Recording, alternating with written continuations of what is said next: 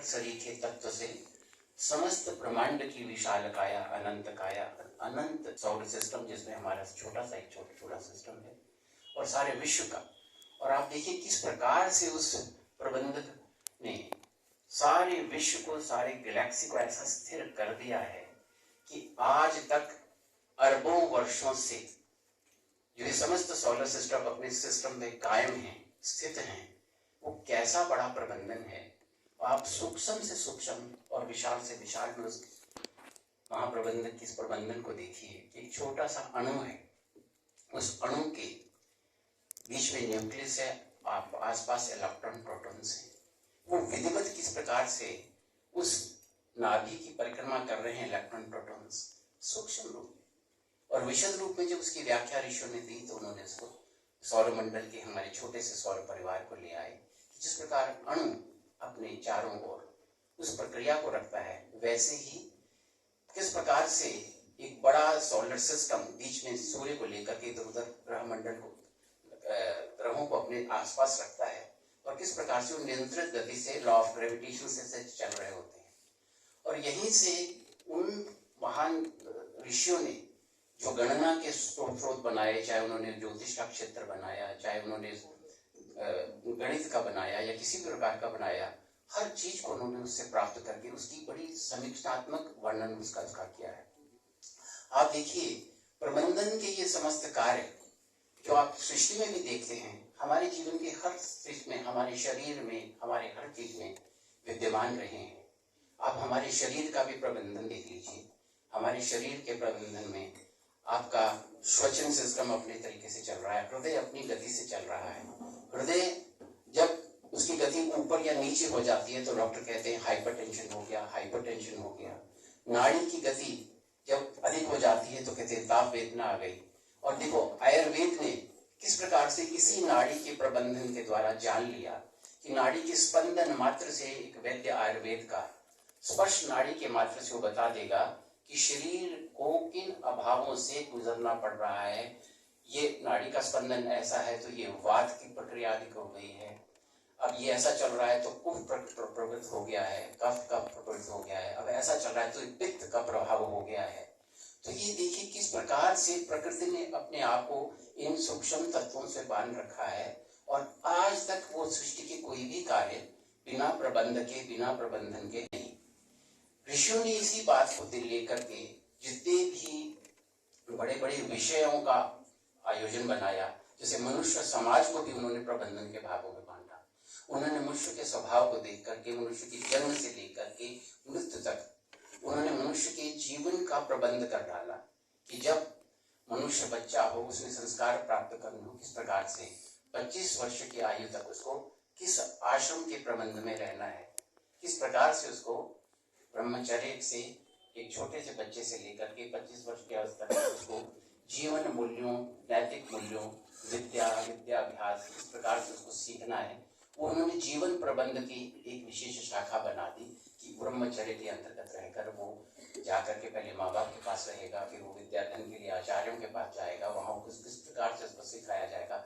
और वहाँ पर भी आचार्यों ने उसके प्रबंधन का एक ऐसा नियम बना दिया कि प्रातः काल किस समय उठ करके उसने उठना है, कब उसने विद्या अभ्यास करना है, कब उसने अपनी आजीविका को देखते हुए भी किस प्रकार से आश्रम में कार्य करना है, कृषक का कार्य भी करना है, धनुपाठ उसका विकार, आर्थिक का विकार करना है, गुरुकुल की भी सेवा करनी है, उसमें स्वाध्याय विद्या भी करनी है।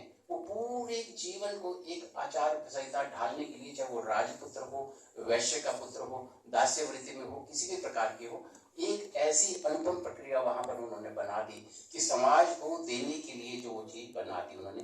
फिर उसको किस प्रकार से जब वहां से वो फारिग होकर के आता है तो उस किस प्रकार से उसको गृहस्थ में रख करके आगे ले जाकर गृहस्थ प्रबंधन, देखो गृहस्थ का प्रबंधन भी वो तभी कर पाएगा जब उसने आरंभ से लेकर के शिक्षा, दीक्षा, अनुशासन सब इत्यादि सीखा है।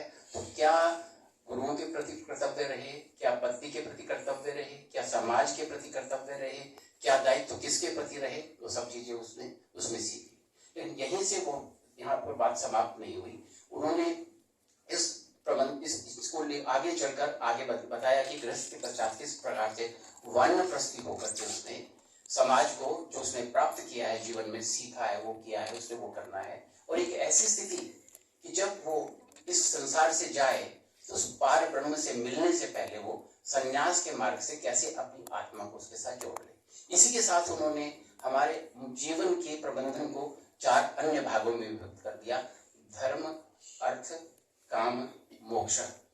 क्योंकि सबसे पहले उन्होंने धर्म की प्रक्रिया को उजागर किया। धर्म की प्रक्रिया हम आज बड़े सामान्य शब्दों में धर्म सोच लेते हैं कि हम मंदिर चले गए, गुरुद्वारे मत्था टेक दिया, मस्जिद चले गए, हमारा धर्म हो गया। नहीं, धर्म के लक्षण आचार्यों ने बड़े सूक्ष्म विधि से किस प्रकार से 10 लक्षण उन्होंने किस प्रकार से बताए कि जब सत्य की स्थिति का पालन मनुष्य करे, अक्रोध की स्थिति का मनुष्य का करे, आस्तेय की स्थिति का किस प्रकार से पालन करे, शुचिता का कैसे पालन करे, किस प्रकार से वो करे। तो ये ऐसे उस नियमों पर उसने धर्म को डाला। उन्होंने जब मनुष्य कहा कि मनुष्य में जब तक संस्कार नहीं है, जब तक उसकी ऐसी प्रवृत्तियां नहीं है कि वो उन चीजों से नहीं गुजरेगा, साक्षात उन्होंने, आप देखो, आप तो बड़े छोटे बच्चों में अपने पढ़ते आए होंगे, तो प्रदेश या दूसरे पढ़ते होंगे, तो उन ऋषियों के ये वाक्य हैं कि येषां न विद्या तपो न दानम न चैव शीलम गुणो न धर्म ते मृत्युलोके भुवि भारभूता मनुष्य रूपेण मृगाचरन्ति। येषां न विद्या, जिनको विद्या, आजकल हम विद्या केवल मानते हैं कि हमने बीए कर ली, एमए कर ली, इंजीनियरिंग कर ली, कुछ और कर लिया तो हम विद्यावान हो गए। नहीं, विद्या यविमुक्ता ही। विद्या क्या है? जो आपके जीवन में उन्नति, जो ज्ञान और विवेक आप में ऐसा ला दे कि क्या अच्छा है, क्या बुरा है, क्या करना है, क्या नहीं करना है, जो आपको विमुक्ति देती है, जो उस बात का ज्ञान देती है कि आपका जीवन के लक्ष्य मानवता के प्रति क्या होने चाहिए, समाज के प्रति क्या होने चाहिए, गृहस्थ के प्रति क्या होने चाहिए, आप अपनी सखाओं के प्रति कैसे होने चाहिए, आपका व्यवहार अपने मित्रों के, आपकी संस्था के प्रति कैसे होना चाहिए, आप अगर विद्यार्थी हैं तो आपका क्या कर्तव्य बन जाएगा, जब आप शिक्षण का आपका क्या कर्तव्य बन जाएगा, इंजीनियर है तो क्या कर्तव्य हो जाएगा। तो उस विद्या के माध्यम से जो चीज आप सार्थकता से समाज को ले जाकर चरम शिखर पर ले जाते हैं, विद्या यविमुक्ता, जो आपको मुक्ति देती हो। तो ये शाम विद्या, जिसको ऐसी विद्या नहीं, जो अपने आत्म तत्व का ज्ञान कर राष्ट्र समाज के प्रति, देश के प्रति, परिवार के प्रति, मित्रों के प्रति, संबंधियों के प्रति अपने दायित्वों का निर्वहन ना कर सके, वो विद्यावान नहीं। ये शाम न विद्या तपो, जिसने अपने जीवन को तपाया नहीं, तप नहीं किया, ऑस्टेरिटी, तप ये नहीं कि आप जंगल में जाके तपस्या, मतलब साधना के माध्यम से आपने जीवन में ऐसी ऐसी चीजें, अनुभव चीजें प्राप्त करी, ऐसे ऐसे अनुशासन प्राप्त किए। वो कब आएंगे? तप के माध्यम से, जब आपके मन में त्याग होगा, सत्य होगा, अक्रोध होगा और अपरिग्रह होगा, शालीनता होगी, अहिंसा होगी, करुणा होगी, दया का भाव होगा, तो पूर्ण रूप से आपके में तप की स्थिति आपकी बढ़, तपोन। और दान हम केवल मात्र ये समझ बैठते हैं कि हाथ से लिया, किसी को कुछ दे दिया, नहीं।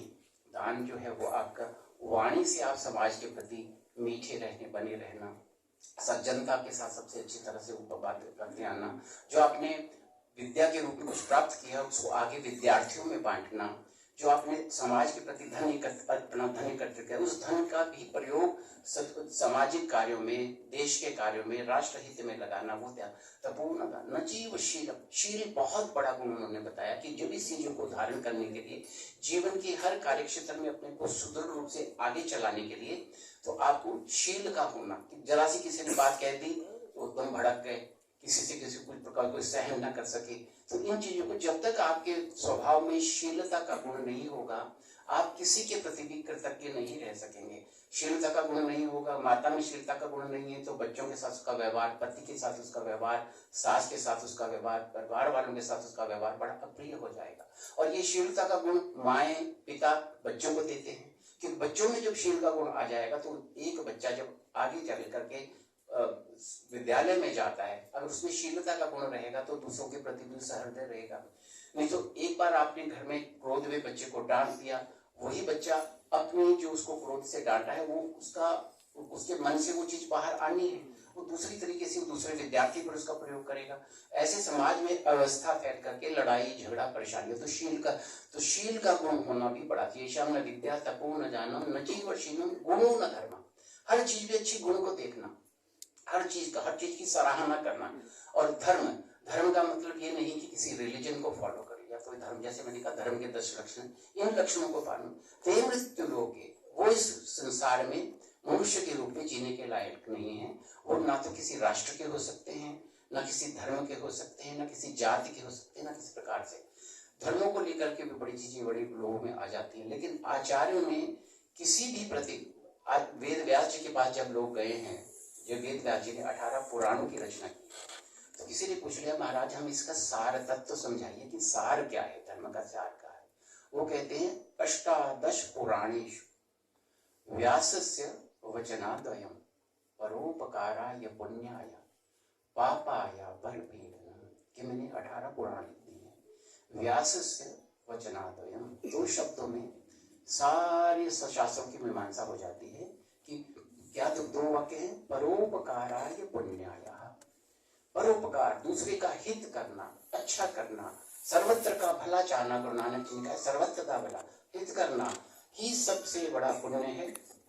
पापाया परपीडनम, दूसरे के हृदय को कष्ट पहुंचाना, परेशानी मानसिक शारीरिक किसी प्रकार से करना, यही सबसे बड़ा परपीड़न, ये सबसे बड़ी अशांति का कारण बन जाता है। यही धर्म का कारण है। धर्म का ये तत्व जिस जब मूल में आ जाता है तो सब कुछ समझ सामने आ जाता है।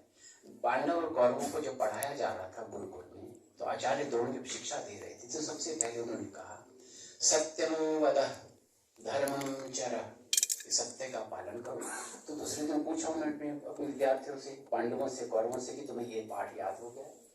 दुर्योधन सबसे पहले आगे कि मुझे तो याद हो गया सत्यम वद धर्मम चर, सबको कहा। लेकिन जब युधिष्ठिर की बारी पर कि ना तो मुझे ये याद हुआ है ना मुझे मैंने चिंतन, कहते 8 दिन तक उनको जब कुछ नहीं आया तो उनका तुमको तो तुम तो नालायक हो, तुम्हें तो कुछ भी याद नहीं।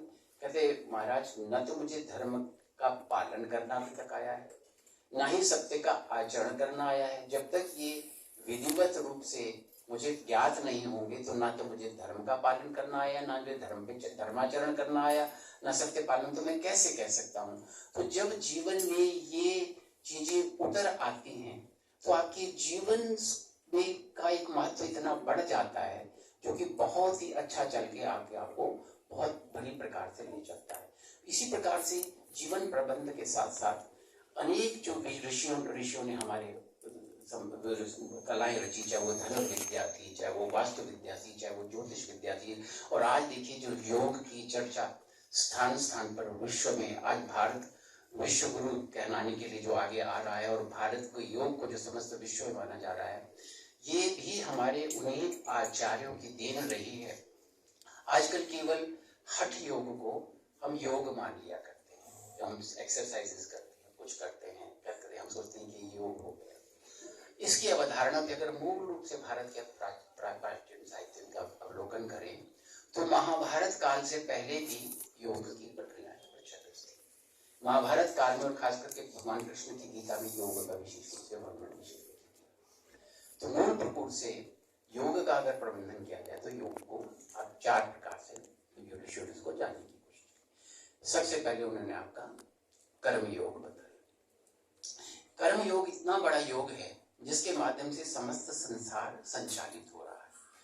भारतवर्ष ही एक ऐसा देश है जो कि संसार के समस्त रिलीजन्स कह लो, सभ्यताएं कह लो, संस्कृतियां कह लो, उनसे अनुपम स्थिति अपनी किस प्रकार से रखता है। हमारे यहाँ पर 2 प्रक्रियाएं विशेष रूप से पसंद हैं। एक तो मनुष्य के व्यवसाय का प्रबंधन कर दिया गया है, जैसे उसको हमारे 4 वर्णों में बांटा गया था, लेकिन वो जाति के आधार पर नहीं बांटे गए थे, वो कर्म के आधार पर बांटे गए थे। दूसरा प्रबंधन हमारे शास्त्र का उन्होंने कर दिया था कि कर्म को बड़ी महत्व दी।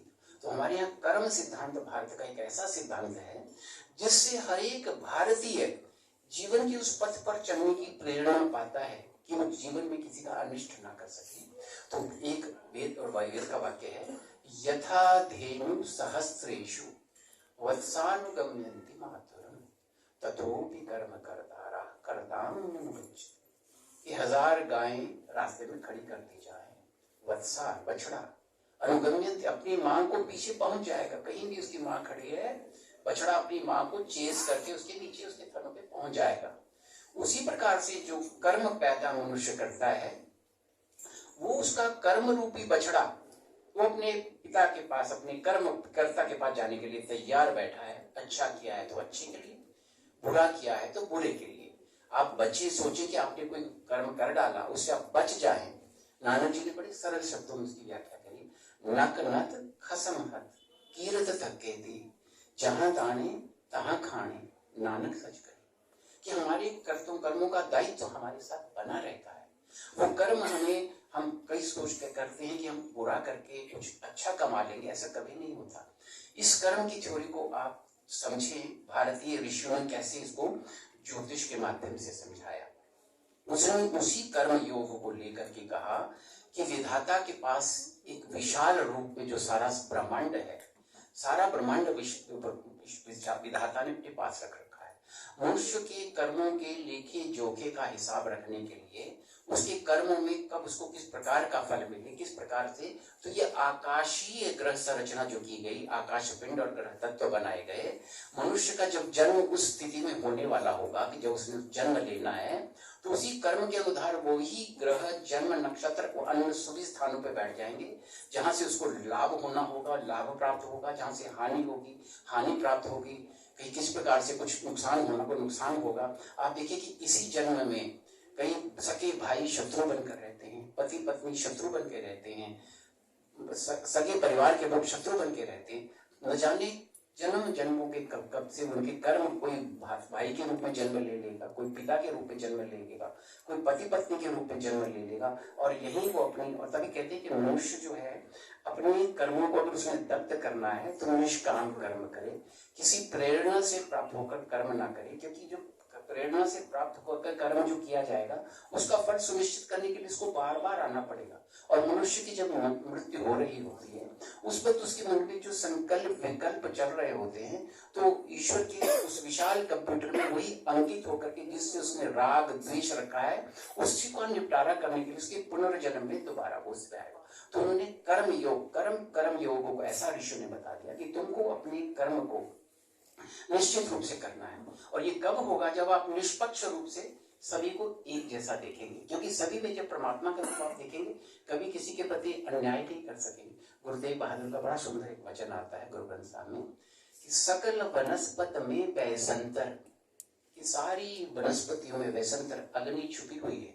सकल दूध में घिया, सारे दूध के अंदर घी छुपा हुआ है। ऐसे ही सकल सृष्टि में घट घट माधो जी, ये परमात्मा तो घट घट माधो जी।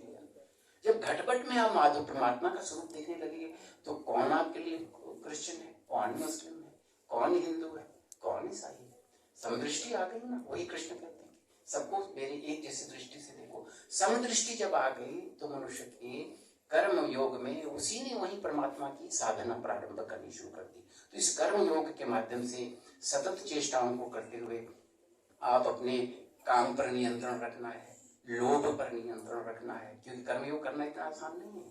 कर्मयोग करते हुए आपको जहाँ काम आ गया तो अपनी कामना के माध्यम से आप दूसरे का अहित करके अपनी कामना को सिद्ध करने लग जाएंगे। तो कामना को भी अपने नियंत्रण में लेना। क्रोध, कि मनुष्य क्रोध के आवेश में आकर दूसरों का अहित करना शुरू कर देता है, और दूसरों का अहित करने से वहां उसका कर्म खराब हो गया, तो कर्म आपका भ्रष्ट हो गया। तो काम को लोभ, छोटी छोटी बातों का लोभ कर लेना, गवर्नमेंट जॉब में है तो ल्यूरिंग होगी, इस चीज से हो गई, गवर्नमेंट का नुकसान करके अपना फायदा कर लिया, अपने किसी साथी का नुकसान करते, लोग मोह बहुत ज्यादा किसी चीज से अब किसी वश में आ गए तो उसमें फिर मोह के वशीभूत होकर आदमी दूसरे की हित की कामना नहीं करता।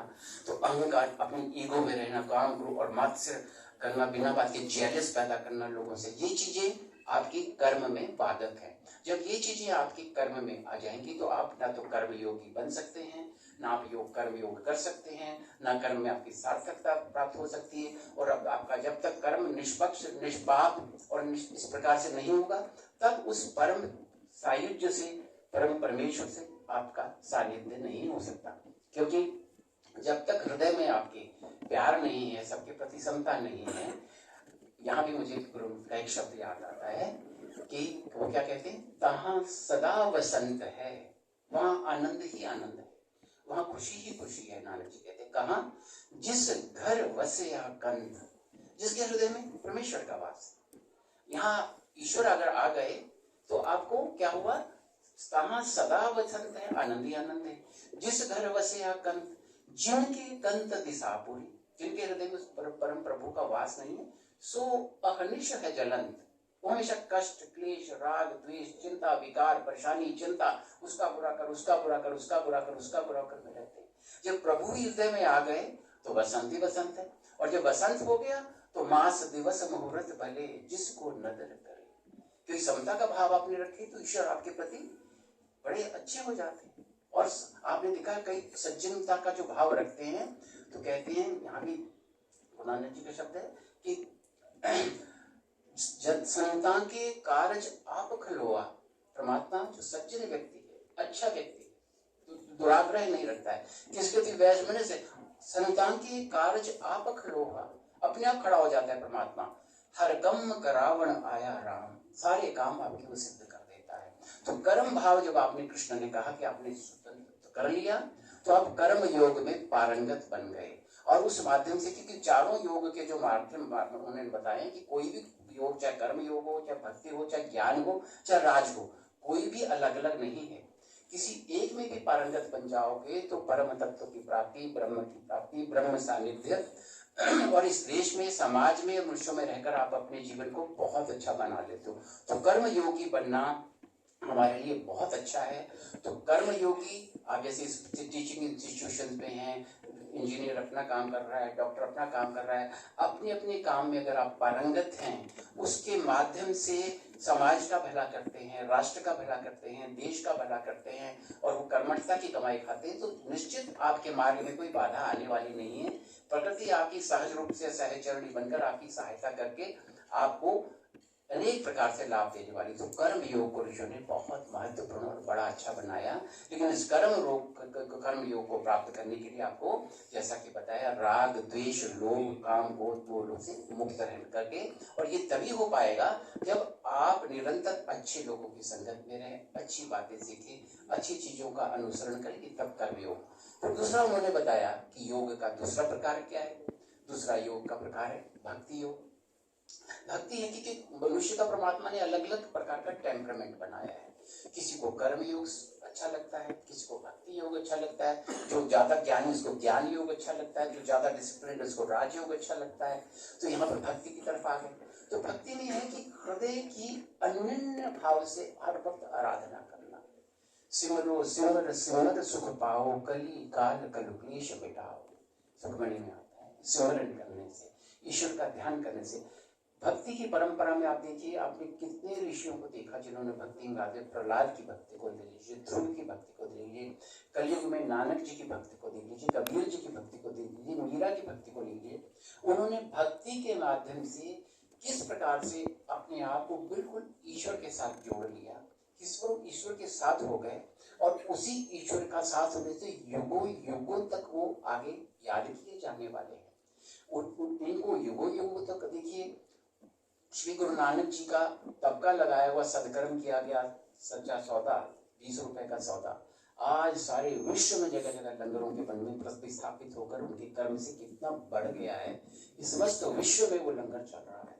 कहीं भी अकाल की व्यवस्था हो, मनुष्यों पर कष्ट का समय हो, सारी उसी नानक परंपरा के जानने वाले लोग वहां आकर के लोगों की उदर पूर्ति के लिए, उनकी सहायता के लिए कहां से कहां पहुंच जाते हो। कितना महायोग, और ये भक्ति का ही उनका प्रकार था कि भक्ति योग के माध्यम से संत रविदास जो एक छोटे से कुल में जन्म लेकर के भी कितने बहुत बड़े ऊंचे कुल में बन गए, कितने ऊंचे सबसे पूज्य माने जान गए, ये भी भक्ति की ही माध्यम से। और भक्ति के माध्यम से परमात्मा को प्राप्त करने के लिए भी आपके मन में यही काम, क्रोध, लोभ, मोह, अहंकार नहीं होने चाहिए। किसी भी योग की सफलता तभी है जब ये चीजें आपके साथ है, तो आपकी भक्ति भी पूरी नहीं है। फिर आपकी भक्ति में जो है वो छल, कपट, विडंबना आ जाएगी। अगर आपकी भक्ति में सत्यता नहीं है, आदर्श नहीं है, त्याग नहीं है, संयम नहीं है, चेतना नहीं है, तो वो भक्ति आपकी भक्ति नहीं रहेगी। फिर वो दिखावा हो जाएगा। फिर तो वो हो गया जी, झूठ पे बोलेंगे यहाँ, घट पे तुलेंगे यहाँ, बख्श बाबा नान का तेरा नाम पे जपेंगे यहाँ, कि हम तेरा नाम जाप रहे हैं, झूठ भी बोल रहे, कपट भी कर रहे, कष्ट भी कर रहे हैं। तो उसमें आपकी भक्ति की परिकाष्ठा तभी सफल है जब आप हृदय से निर्मलता से, निर्माल्य रह करके आप ईश्वर की भक्ति के प्रति लगते हैं। तो भक्ति मार्ग के द्वारा देखिए मीरा ने किस प्रकार से परमात्मा को प्राप्त किया।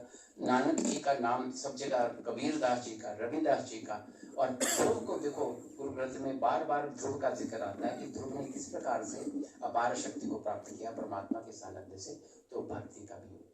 तीसरा उन्होंने योग के लिए सबसे आगे बताया ज्ञान की। ज्ञान जो है मनुष्य को सबसे ऊपर ले जाता है। तो ज्ञान मार्ग का सबसे बड़ा स्वरूप आप देखेंगे, बड़े बड़े ज्ञानियों की संगत में बैठना। हमारे ज्ञान का जो अपार भंडार है वो उपनिषद है। उनके पास बैठकर जो सीखा जाता है, जो जांचा जाता है, वो उस परम तत्व को प्राप्त करने का एक ऐसा सुलभ साध्य मार्ग है, जिसके मार्ग से आप ज्ञान को, विवेक को, ज्ञान के मार्ग से आप जान सकते हैं कि ये झूठ है, ये मुझे नहीं एक्सेप्ट करना। क्योंकि ज्ञान को विशुद्ध रूप में पाना, क्योंकि पाखंड जो है वो ज्ञान को से अलग है।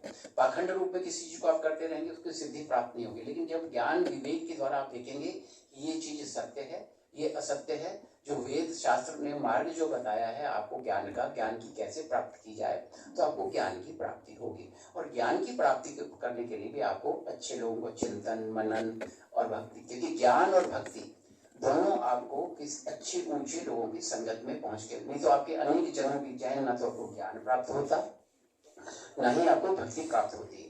एक चींटी चाहे कि मैं पूना से बम्बई पहुंच जाऊं तो उसको अनेक जन्म लेने पड़ेंगे, कई जन्मों में जाकर के वो बॉम्बे से पूना पहुंचेगी। लेकिन वही चींटी किसी के वस्त्र पर बैठ जाए और वो हवाई यात्रा या रेल यात्रा कर रहा है, तो वही चींटी 4 घंटे में पूना बॉम्बे पहुंच जाएगी। ऐसी मनुष्य जीव है। वो जीव जब गुरु का मार्ग अवलंबन कर, संत लोगों का मार्ग अवलंबन कर, ज्ञानी पुरुषों का, महाजना ये न गतः सब पंथा, जिससे बड़े लोग चाहें, जो अच्छा मार्ग देखें, उसका अवलंबन करने से जो उसका अनुगामी बन जाते हैं, वो निश्चित रूप से जीवन के लक्ष्य को प्राप्त करते हैं। तब तो कहते हैं कि अच्छे सक्षम गुरु की संगत में रह करके आप उस परम तत्व के भेद को समझकर उससे परम। तो यहाँ ये ज्ञान योग भी उसी का एक ऐसा स्वरूप है कि ज्ञान के माध्यम से, चर्चाओं के माध्यम से, उपनिषदों के माध्यम से, सूत्रों के माध्यम से आगे आप बढ़ें, तो वो ज्ञान से। फिर योग का एक प्रकार और रह गया, वो कहते हैं राजयोग।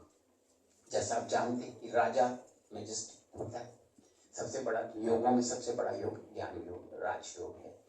हालांकि जो ये राजयोग की ये व्याख्या है, ये कोई ऐसा नहीं है कि पतंजलि ने ही शुरू की। महर्षि पतंजलि से पहले भी ये महाभारत के समय में भी रहा था, वेद पुराणों के समय भी रहा था। लेकिन पतंजलि ऋषि ने इसे एक सूत्रबद्ध रूप कर, सूत्र कहते हैं धागे को, धागे की भांति जोड़ देना, सूत्रों से उसका ऐसा निर्माण कर दिया। उन्होंने एक बहुत अच्छा उसको वैज्ञानिक तरीके से, सांगोपांग तरीके से एक अच्छा उसका एक वो बनाया, दैट ही क्रिएटेड द अष्टांग योगा। वो अष्टांग, हम सिर्फ ये एक्सरसाइज करना, अनुलोम कर लिया, विलोम कर लिया, एक्सरसाइज कर ली, अभी चलिए हम तो योगा कर रहे हैं, ये नहीं। योग जो है वो अष्टांग के माध्यम से आई है। कि अष्टांग क्या ऋषि ने कहा, सबसे पहले उन्होंने बताया उसका कि किस प्रकार से मनुष्य को क्या करना है। यम से कि आपने अपने शरीर को आपने नियंत्रण में लाना है। तो शरीर वैसे तो नियंत्रण में नहीं आता। जब तक आप सत्य का पालन नहीं करोगे, शरीर नियंत्रण में नहीं रहेगा। जब तक आप क्रोधी रहोगे, शरीर योगी धारण करेगा। जब तक आप लालच रखोगे, ये आए वो आए, अपरिग्रह नहीं रखोगे, तो यम आपके ऊपर नहीं आएगा। जब तक आप ब्रह्मचर्य का पालन नहीं करोगे, तो योग आपके समक्ष नहीं आएगा। तो जब आधारभूत नियमों को सुनने से पहले ही हम नासिका को ऊपर नीचे घुमाना और एक्सरसाइज करना शुरू कर दें, तो हम सोच रहे कि हम योगी बन गए या हम योग करने लग गए, ये कभी नहीं होगा। आपको योग के प्रशिक्षण में सबसे पहले यम, जो यम शास्त्र ने निर्धारित किए हैं कि किस प्रकोप से आत्मनियंत्रण में रहना, सत्य के प्रति बोध रहना, अस्थिर रहना, किसी चीज का वो अपेक्षा न करना, ब्रह्मचर्य में रहना और अच्छे ज्ञान को, सद विचारों को प्राप्त करके स्वाध्याय करना, अच्छी पुस्तकें पढ़ना, अच्छी जिससे आपके ज्ञान का विकास हो, आपके मस्तिष्क का विकास हो, आपके पर्सनालिटी का विकास हो, आप आगे चलें, आप आगे बढ़ें। ये किसी धर्म या कल्चर में नहीं है कि आप कहें कि योग जो सिर्फ हिंदू ही कर सकते हैं या कोई नहीं कर सकता। सत्य कोई भी बोल सकता है, चाहे वो हिंदू हो या मुस्लिम हो या क्रिश्चियन हो। क्रोध रहित कोई भी हो सकता है, ब्रह्मचर्य में कोई भी रह सकता है। पुस्तकें अच्छी पढ़ना परमात्मा के प्रति या जो सत्संग के प्रति जो आपको ले जाए, वो कोई भी पुस्तकें पढ़ सकता है। तो इसका कोई धर्माचरण नहीं है कि एक ही धर्म में रहने वाला ही योगी कहलाएगा, दूसरे धर्म में रहने वाला योग। तो योग का जो सबसे प्रथम प्रक्रिया है वो है यम। यम का जब आप पालन करेंगे तो नियम फिर बनेंगे। यम जब होगा तभी नियम बनेंगे ना। यमी ने वो तो नियम का, नियम में भी आपको लेना है कि आपको किस प्रकार से नॉन वायलेंस, अहिंसक, आपका मन अहिंसक होना चाहिए। आपके मन में किसी के प्रति दुर्भावना नहीं होनी चाहिए। अहिंसक मन रहता हो आपका, और अहिंसक मन के साथ आपके शुचिता होनी चाहिए। शुचिता ऐसी कि शरीर तो शुद्ध रख लिया आपने, शरीर को भी धो लिया, नहा धो लिए, क्रीम पाउडर लगा के चमक के खूब आ गए, ऐसा नहीं। मानसिक शुचिता, किसी के प्रति राग, द्वेष, कष्ट, क्लेश, लोभ, ये प्रकार की चीजें अगर मन में आप रखते हैं, मन में दुर्विचार या इस प्रकार के विचार रखते हैं, तो वो शुचिता नहीं है। तो शुचिता आपको मन से भी बनानी है, शरीर से भी बनानी है। उसके बाद आपको एक बहुत गुण होना आप में बड़ा जरूरी है योगी बनने के लिए, वो है संतोष। बिना संतोष के आप योगी नहीं बन सकते। तो ऐसा संतोष, तू लाख दवे तेरी बड़ाई, यही शुभ तू लाख देता है, तो तेरी इसमें महानता है। तो भीख मंगाए हमारा क्या जाए, तो अगर हमारे को ये चीज नहीं भी देता है तो हम तेरी शरण में रहते हैं। कि मनुष्य हमेशा संतोष का भाव, गज धन गौ धन गाव धन अनेक रतन धन खान, जब आवे संतोष धन सब धन धूल समान। सब एक जैसी स्थिति में बना रहे। ऐसा संतोषी जीवन जो परमात्मा ने उसको दे दिया। और संतोष रखने वाला जो लोग नहीं रखता है, वो जीवन में संतुष्ट है। आप करोड़ों अरबों कमा लें, अरबों रुपए कमा लें, 2 रोटी से ज्यादा खा के बताइए, कभी नहीं खा पाएंगे। आप बड़े बड़े 100 कमरों के मकान बना लें, एक खटिया से ज्यादा पसर के देखिए, कहीं नहीं पसर पाएंगे। आप दर्जनों वार्डरोब पे कपड़े टांगते हैं, लेकिन 3 कपड़ों से ज्यादा नहीं पहन पाएंगे। तो ये जब संतोष मनुष्य को आ गया, फिर तो संसार की सारी समस्त चीजें खत्म हो गई। क्रोध खत्म हो गया, अशांति खत्म हो गई, लड़ाइयाँ खत्म हो गई, झगड़ाइयाँ, भाई भाइयों में जायदाद के झगड़े का, अब तो बात बात को लेकर के 30 जमीन भाई ले जे उसकी गर्दन काटने को तैयार हो जाते हैं। तो संतोष का होना ये बड़ा जरूरी है। और संतोष के साथ साथ फिर उसको अपने जीवन में ईश्वर के प्रति पूरा विश्वास होना चाहिए। क्योंकि जब तक आपके मन में ईश्वर के प्रति कोई विश्वास नहीं है, तहाँ सदा वसंत, जैसे मैंने कहा, वसंत तभी आएगी जब ईश्वर का ध्यान करेंगे। और जब ईश्वर का आप ध्यान करते हैं तो आपके हर कार्य के लिए जो मांगे ठाकर अपने दे, सोई सोई देवे। कि जब ईश्वर से आप चिंतन करते हैं, कोई मनन करते हैं, तो जो आप ध्यान, क्योंकि हमेशा याद रखिएगा जीवन में देवे तीर्थे ध्वजे मंत्रे भेषजे देव गेहि गुरु, यादृशी भावना यस्य सिद्ध भवति तादृशी। देवता के पास तीर्थ स्थान में, देवे तीर्थे ध्वजे, ब्रह्म विद्या के ज्ञानी के पास, ध्वज की जाति से ब्राह्मण, जो दोबारा जन्म लेके संस्कृत हो, संस्कारों से सहित होकर के जिसने अपने आप को खूब तपाया हो। देवी तीर्थे जो मंत्र, मंत्र का जाप, शब्द का जाप, चाहे वो कुरान शरीफ आयत हो, चाहे वो गुरु ग्रंथ का शब्द हो, चाहे वो वेद का वाक्य हो, उस शब्द का जाप अगर आप लगातार करते थे, तो देवी तीर्थे ध्वजे मंत्रे भेषजे, डॉक्टर के पास जिस भावना से आप जाते हैं, देवज्ञ देव विद्या को जानने वाले, और गुरु के पास जिस भावना से आप जाते हैं, सिद्ध भवति तादृशी, आपको वही सिद्धि होती है। क्योंकि यम यम चिंत्यते कामम तम तम प्राप्त नोति निश्चित, आपको निश्चित रूप से मिलता है। तो वो जब आपका यम से जब नियम बन गए, तो आप योग के पहले मार्ग पे प्रतिष्ठित हो गए। फिर उसके बाद आप आसन लगाइए, यम नियम आसन, फिर आसन आया, फिर आप जिस पोस्चर में बैठेंगे मन एकाग्र हो जाएगा। वैसे एकाग्र नहीं होगा, क्योंकि जब तक शुचिता क्रोध संयम नहीं है तो मन एकाग्र ही नहीं होगा। बैठने को बैठ जाएंगे, ध्यान कहीं और चला जाएगा। तो आसन में आप स्थिर हो गए। फिर आप जो भी शरीर की प्रक्रिया के साथ हठ योग का जो भी आप आसन करेंगे, बैठेंगे, उठेंगे, कुछ भी प्रकार का आसन करेंगे, वो आपकी शरीर और मन को एकाग्र करके, क्योंकि चित्त वृत्ति निरोध इसी योग, चित्त की वृत्तियों का निरोध कर परम तत्व से जुड़ना, जिसके साथ जुड़ना, सूत्रबद्ध होना ही योग है। फिर आसन आपका हो गया।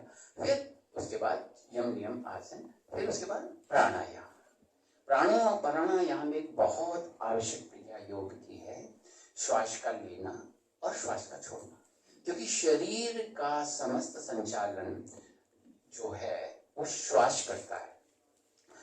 थ्रू ऑक्सीजनेशन, मैक्सिमम ऑक्सीजन आप इनहेल करते हो, when it goes to your lungs, और लंग्स से ये जब हार्ट पंपिंग जब होती है तो उसके रक्त के माध्यम से आपकी सारे शरीर में जब डीप ऑक्सीजनेशन आपके जाती है तो शरीर के वो हर कोने कोने में कोशिका को वो रक्त प्राप्त होता है। And you know the red cells of the blood, they are when they are properly oxygenized, they are called oxygenized cell. उसमें हीमोग्लोबिन जब बढ़ जाता है तो उसमें ऑक्सीजन का लेवल बहुत बढ़ जाता है।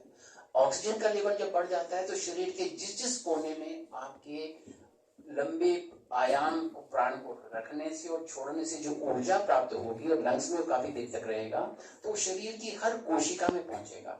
जब शरीर की हर कोशिका में पहुंचेगा तो जो जितनी भी पैथोजेनेसिस ऑफ द बॉडी है, यहाँ एक वैज्ञानिक तथ्य है, pathogenesis of the body, because nowadays you see that there are the sufferers of the malignancy, there are the sufferers of the insomnia, maximum persons suffer from insomnia, acidity, cancerous diseases, so many malignant things and so many other things. These all are generated due to the lack of oxygenation.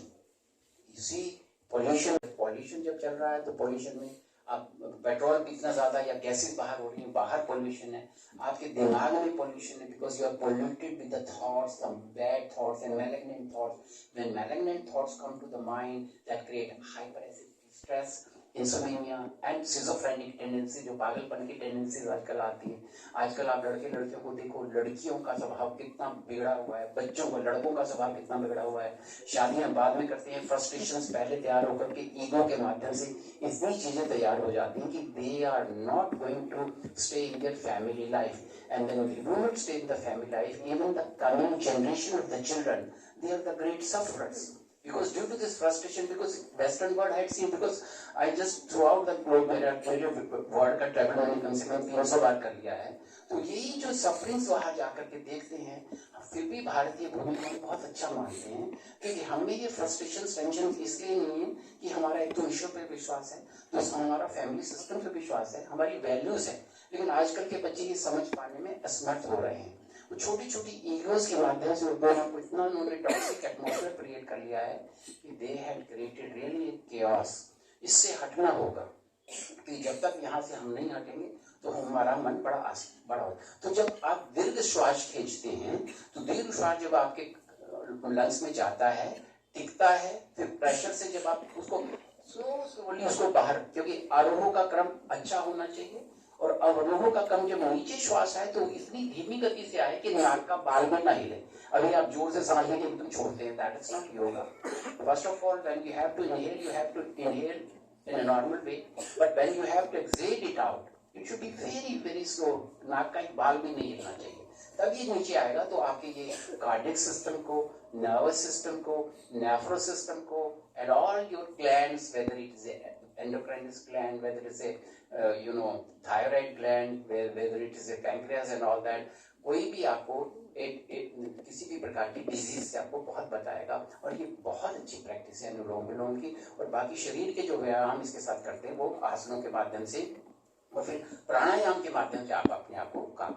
जब आपने प्राणायाम कर लिया फिर आपको जब ध्यान में बैठना है, बिकॉज ये तो शारीरिक व्यायाम तो हो गया आपका, फिर आपको प्रत्याहार करना है, अपने मन से उन चीजों को हटाना है जो आपके समाधि में, जो आपके बैठने में, आपके चिंतन में, मनन में बाधा बन रही है, उसको प्रत्याहार के माध्यम से हटाइए, हटाइए, हटाइए। जब वो हटेगी फिर आप धारणा बनाइए। क्या धारणा बनाइए? आपका जो विश्वास हो, क्योंकि हमारे सबके विश्वास अलग अलग हैं। कोई भगवान को साकार रूप में लेता है, कोई भगवान को निराकार के रूप में लेता है। हमारे मैक्सिमम लोग जो भक्ति भाव से परिपूर्ण होते हैं उसको साकार भाव में भी लेते हैं। तो साकार भाव में परमात्मा के किसी स्वरूप का चिंतन अपने उसमें प्रत्याहार में कर लीजिए, प्रत्याहार के बाद धारणा में कर लीजिए। और निर्कल्प रूप से आप निराकार रूप में लेते हैं कि सगुण और निर्गुण भक्ति एक ही है, क्योंकि एक शास्त्र में वाक्य आता है